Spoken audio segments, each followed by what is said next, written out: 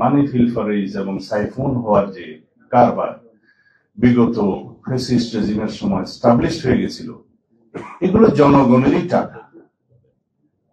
এইগুলো বাজেটকে সমৃদ্ধ করত, এগুলো সোশ্যাল সিকিউরিটি নেটওয়ার্ককে বাড়াতে পারত, তাদের সাহায্যের পরিমাণটা বাড়তে পারত, আমাদের শিক্ষা খাতকে স্ফীত করতে পারত এবং আমাদের স্বাস্থ্য খাতকে আরো বেশি বড় করতে পারত, এবং সেইটার বেনিফিটটা আমাদের সকল জনগোষ্ঠী পেত। বর্তমান বাজেটে মূল্যস্ফীতির বিষয়টি নিয়ন্ত্রণ করার জন্য খুব বেশি কার্যকর কিছু পদক্ষেপ নেওয়া হয়নি।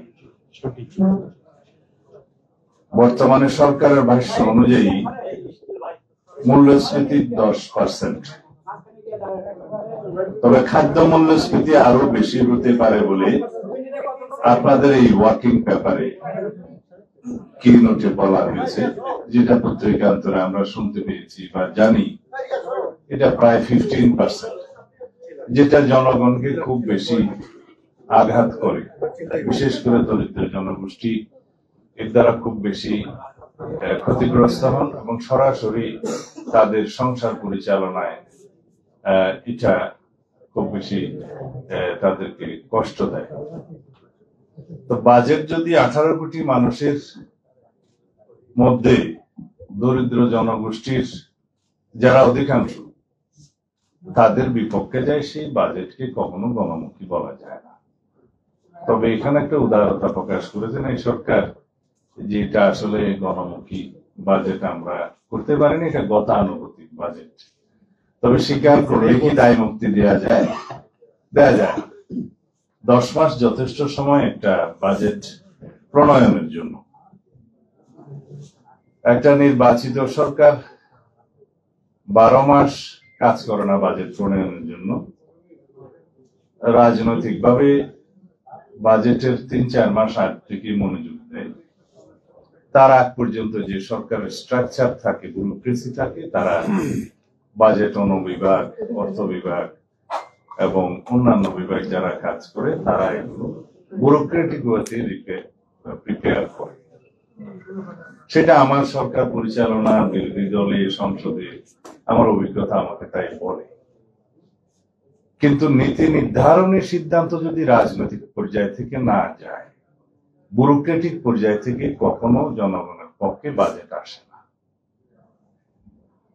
কেন্দ্রে বসে, সংসদে বসে যে সিদ্ধান্ত রাজনীতিবিদগণ নেন, তার প্রতিটি পদক্ষেপ প্রান্তিক জনগোষ্ঠীর, পেরিফেরিয়াল এরিয়াতে যে বিধবা মহিলা বসে আছে তাকেও এফেক্ট করে।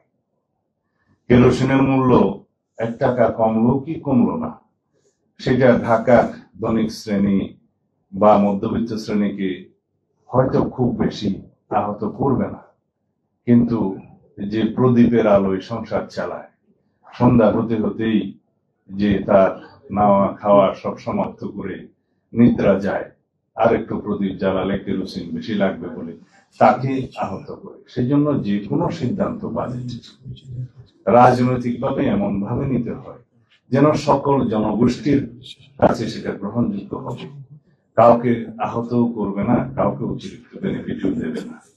তো সেরকম একটি কল্যাণ বাজেট করার জন্য আমাদেরকে হয়তো আরো অনেক বেশি সংস্কারের মধ্য দিয়ে যেতে হবে, এবং সেই সংস্কারের জন্য সবচেয়ে গুরুত্বপূর্ণ, আমার কথাটা আপনার প্রাসঙ্গিক লাগবে কিনা আপনাদের আমি জানি না, তা হচ্ছে ন্যাশনাল একটা করাপশনের মধ্য দিয়ে মানি ফিলফারেজ এবং সাইফুন হওয়ার যে কারবার বিগত ফ্যাসিস্ট রেজিমের সময় এস্টাবলিশড হয়ে গেছিল, এগুলো জনগণেরই টাকা। এইগুলো বাজেটকে সমৃদ্ধ করত, এগুলো সোশ্যাল সিকিউরিটি নেটওয়ার্ককে বাড়াতে পারত, তাদের সাহায্যের পরিমাণটা বাড়তে পারত, আমাদের শিক্ষা খাতকে স্ফীত করতে পারত এবং আমাদের স্বাস্থ্য খাতকে আরো বেশি বড় করতে পারত, এবং সেইটার বেনিফিটটা আমাদের সকল জনগোষ্ঠী পেত।